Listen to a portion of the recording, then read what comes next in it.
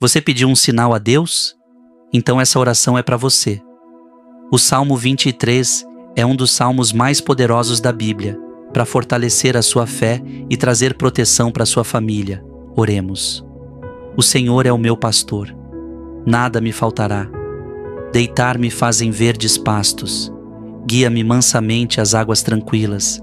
Refrigera a minha alma. Guia-me pelas veredas da justiça, por amor do teu nome. Ainda que eu andasse pelo vale da sombra da morte, não temeria mal algum, porque tu estás comigo. A tua vara e o teu cajado me consolam.